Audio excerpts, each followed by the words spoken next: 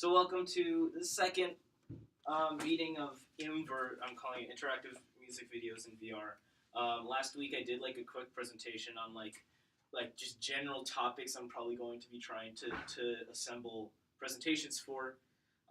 This is one of those presentations. This is going to be existing games, existing music games, like games that specifically focus on music as like a either like a direct result of the game or like giving you control over the game or stuff like that. So I'm gonna get started. I'm gonna try and like make this a little faster because we started a little late.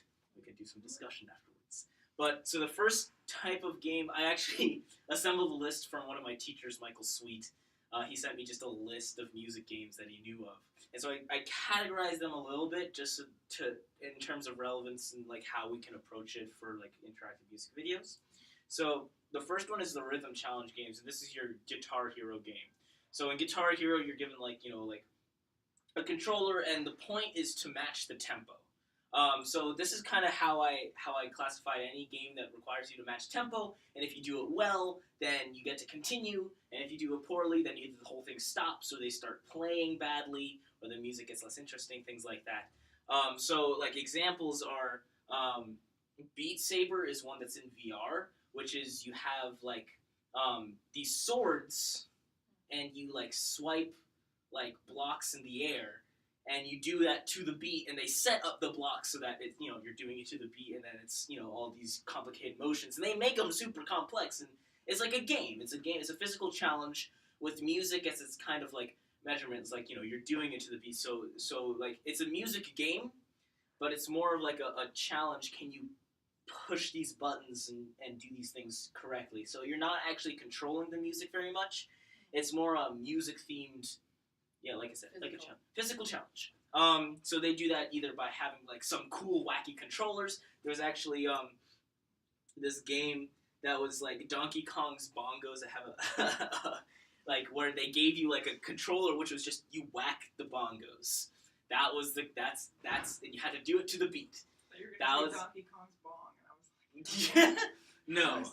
But there's also there's not only is there like Guitar Hero where like this stuff is coming at you. There's also platforming games where you're running along, usually at like a constant speed, and jumping. Where like the primary control is you jumping, and the collectibles that you jump and collect make sound effects to the beat of the music because they're placed in such a way that every time you collect them, and like the jump usually has a sound. They actually have gotten super complex with this, like just making your jump timed. Like the sound effect that comes from your jump works well with the music, and they change the sound of the jump as the song reaches new forms and you get into new levels, and the theme changes, stuff like that. So things I kind of put down that we can kind of learn from this is like evaluation of how close you are to the beat if you want to use that as an effect. Either I know like there's like conducting stuff, which is some friend of mine is working on that, but just including poses in your game. That's a thing that Beat Saber does really well in VR. Is that a lot of the time, like people playing Beat Saber will do their own extraneous motion in between the actual required stuff because it's fun. And so one kind of other than just encouraging the pose and being like, do this and hold it, to give time for the player to do their own thing in VR, like just play around in space and be like, I am such a badass. For instance, I've seen like people using Beat Saber where like they tie the controllers to a stick and like do a dance and like do like Star Wars style. They actually like set up the Imperial March in Beat Saber custom games and like do a whole lightsaber routine and giving that kind of freedom to people just like to dance around is also super important, I think, in any kind of VR music game. It's like give them the ability to dance. You look like you had a question. I had a lot of questions. Okay. So I think my takeaway from your points is that you have to find a balance between making it too stringent, right? And making it too loose. Yeah. So and there's different types of games. This is just kind of like the one slide I'm trying to go in depth into what we can learn from. Because there's basically I have 3 slides. There's 3 types of music games. So this one is a really highly scripted kind of. The music is playing in the background, and you're doing things to the beat of the music, but you're not really in control. It's can you follow this stuff? But we can still learn kind of VR applications and just kind of stuff from this. For example, But you do, like, if you play well and versus if you play badly, it still creates a difference between the music. Well, it does in that it stops the music, usually. A lot of these games are like, you die, and you have to start over. Which is kind of a little... I guess it would be a little disconcerting from, like, my point of view if I'm, like, in this music video, and I can lose, and I have to start over. Yeah. That would be a little bit... And I'm not saying that's bad, but if I'm, like, here to enjoy a piece of artwork, I shouldn't be able to lose at enjoying it. No. Right? So I'm not saying that's a bad thing just in general. Like, in these games, it works really well. But these are, like, again, these are games, and their focus is games, but we can still learn stuff from them. For instance, controls, like, they have the bongos and they have the guitar, but you can try and do interesting controls in VR that kind of mimic these kinds of things. You can draw inspiration from how they get people to move their body in the space, because they actually had people moving their body in space before VR. Like the Guitar Hero guitar, you hold the guitar and you can do like all sorts of cool stuff with it. So it's like they thought about how to use the controller a lot, actually. So one plugging question. In the Beat Hero, whatever hero. Yeah, Beat Saber. Yeah. No. If you don't hit the right thing, what happens? Well, you get like 3 strikes essentially. Like if you miss one, or I think you recover the strikes if you do well continuously. But if you get like 3 strikes, like a record scratch happens, and you stop, you lose. What about Guitar Hero? Guitar Hero, I think it starts playing worse. I think.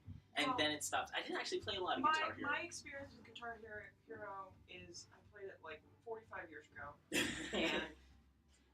but you like when you would play a note that was wrong, they just wouldn't play the note. Huh. And then at the end, you're just like, you got 83% correct. Did it change the music though if you were doing badly? I thought it did. I thought it did change the music badly. In the version of Guitar Hero I was familiar with. I mean, yeah, but you can learn. Slightly, but it you can try and use the performing poorly mechanic, or just evaluating like what kind of performance they're doing. Like if they're doing a bunch of fast stuff, you can actually maybe reflect that in the environment. So that's like kind of one of my last points is.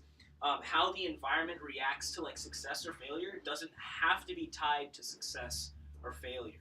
We can still kind of learn from these games.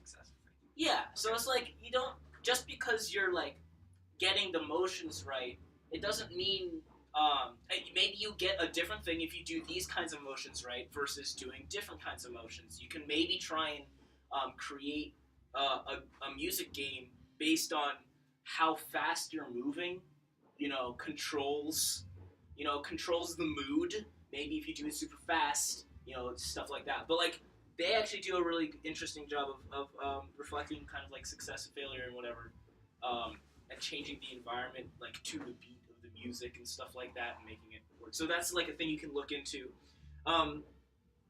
There's also like they do interesting music in terms of power-ups.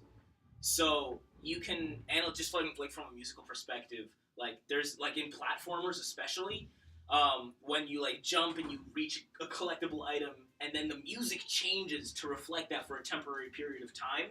They do some really interesting stuff there actually. So like sometimes they have a totally separate like rainbow section, or in Guitar Hero if you like nail things for a while or you get a power up. There's like like the gold stars or whatever, and like a separate section plays. And we can, if you want to include skill in your like music game, you can, or you can add like temporary power-ups. Like if you do a specific thing, this happens, because congratulations, you did a cool thing. We're gonna let you experience this totally different piece of music, kind of stuff. So it's possible to reward players without making them fail.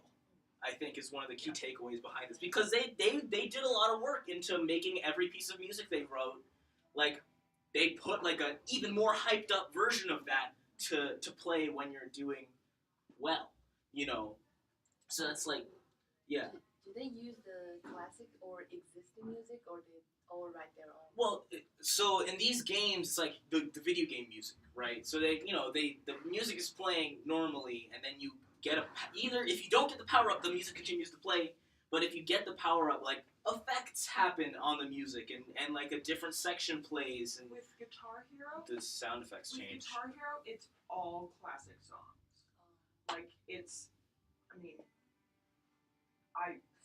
I would horribly date myself if I said what songs I would play. Right. But they have like AC/DC, like Metallica. Yeah. I mean, so like, yeah, but that's like songs that like everybody. But in games where like they wrote their own music, they had like special power-ups. You know, so but like there's like platformer games or stuff like that. And finally, a thing that you can use in music videos is timed collectibles.